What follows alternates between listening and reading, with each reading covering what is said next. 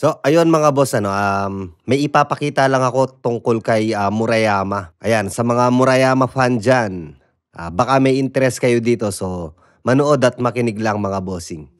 Kung mapapansin niyo 'tong scene na 'to mga bossing, ito din yung scene sa season 2 ng, High and Low The Story of Sword. Pero tinanggal itong na 'to, backstory scene niya. Ang nasa isip ko kasi baka balak nilang gawan ng backstory si Murayama bago siya napunta sa Oya High. Baka lang, baka lang, hindi tayo sure. Pero kasi walang reason para tanggalin itong part na 'to kasi maganda siya or baka nga kagaya ng sinabi ko baka may balak sila para sa scene na 'to. Dito mga boss, may makakalaban siyang bata. Ayan. Bata pa lang siya. Basagulero na. O yung mga kids, wag niyo 'tong gagayahin. Bata pa lang, malupit na rin sa labanan. Kaya hindi na nakakapagtaka kung bakit napangibabawan niya ang Oya High. Bata pa lang talagang matibay at maangas na, no? Palagi niyang ginagamit yung moves na yan. Kahit kay pangalan nito, Norihisa. Yan din yung ginamit niyang moves. Dito naman sa part na to, ang kalaban niya dito is yung Kiri High. Yan, parang Hausen yung nila uniform pero hindi po, hindi Hausen yan. Kiri High po yan. Wala yan sa lahat ng season, series, or movie ng High and Low. どんなに暴れても心は満たされなかった。 At ang eksena po na yan yung bago siya pumasok sa Oya High. At ang Kiri High na yan, lilitaw ulit yan sa part 13. Doon, makikita nyo ang Kiri High doon. Konting kaalaman lang sa mga hindi pa nakakaalam, si Murayama ay may pagkaisip bata bago siya nakalaban ni Cobra. Pero pagkatapos niyang nakalaban si Cobra, nagsimula na siyang matauhan mga bossing. Nagsimula siyang mag-matured.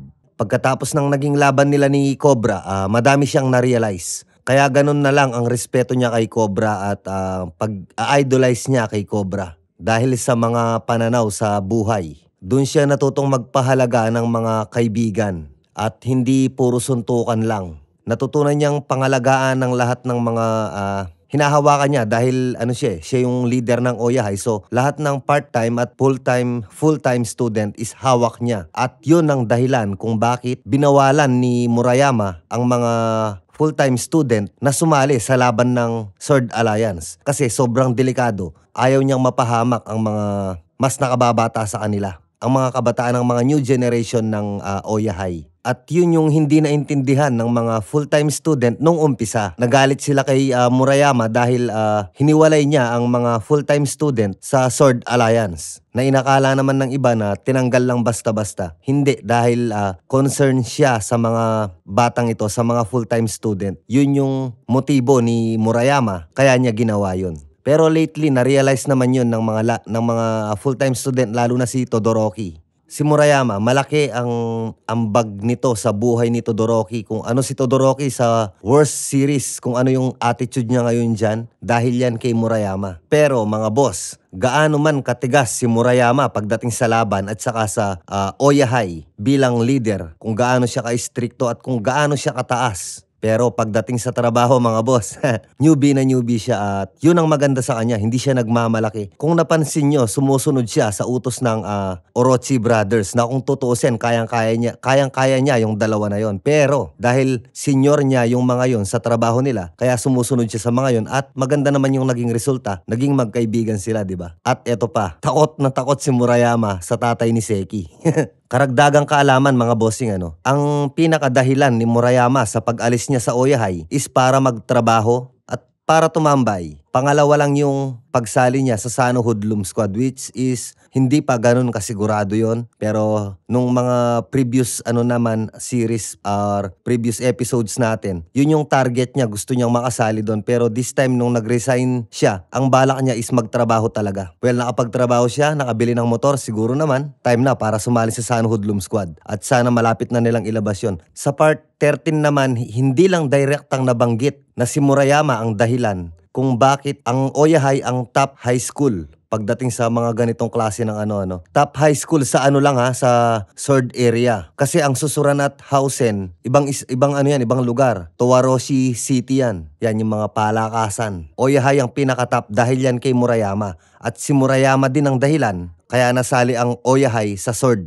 Tutukuyin din siya ni Todoroki. Hindi lang babanggitin lang direkta yung pangalan, pero si Murayama yung tinutukoy niya doon. Dahil si Murayama ang nagmulat kay Todoroki, nakarapat dapat na maging leader si Fujio, which is na-realize din ito ni Todoroki dahil yan kay Murayama. Kaya ngayon, tinuri na rin ni Todoroki na leader si Fujio at pinahahalagahan niya ito ngayon bilang kaibigan. Tungkol naman po sa laban ni Murayama at Norihisa, madami po kasing nagtatanong sa akin hanggang ngayon. Sino daw ba talaga nanalo? Nanalo daw ba si Norihisa? Nanalo daw ba si Murayama? Kasi daw napapayag niya si Norihisa na pumunta sa laban ng White Rascals dun sa Kokuhakudo. Kokuhakudo ba? O yun yata, dun sa tren. Hindi po. Hindi niya tinalo si Norihisa. Ang totoo nito, ito, ganito yan. Walang palabas tungkol doon. Pero lagay natin sa common sense, Nung naglaban si Murayama at si Cobra, hapong-hapo sila. Halos hindi na sila makatayo. Si Cobra inaakay na lang. Si Murayama naiwan na lang doon sa kwarto, nakahilata na lang din. Dahil sa sobrang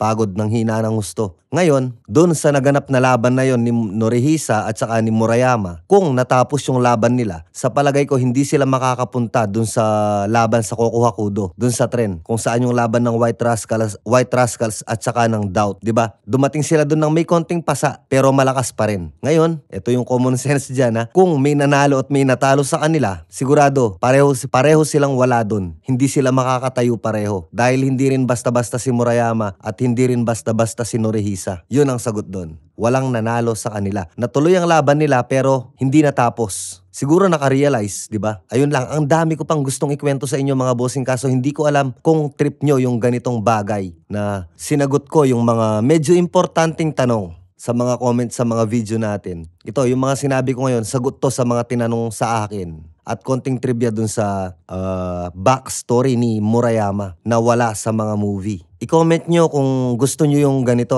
para sa susunod gagawa ulit ako ng ganito. Ngayon kung hindi naman, okay lang, hindi ko na lang din siya gagawin. Ngayon kung gusto nyo tong ganito, mag-comment kayo ng mga tanong. Baka kaya nating sagutin natin yan. Magkwentuhan tayo, okay? Maraming salamat. Cause I don't give a fuck what you say. Yeah, I'ma do shit my way. So you can go kick rocks, I'ma stack bricks up, build what I want to make. Yo, I got a lot of shit to say, so I'ma do this every day. I'll be writing things until I'm fucking buried in my grave. 6 feet deep under, but my body won't decay. Cause my messages are timeless, so they'll put them on display. Oh yeah, I rap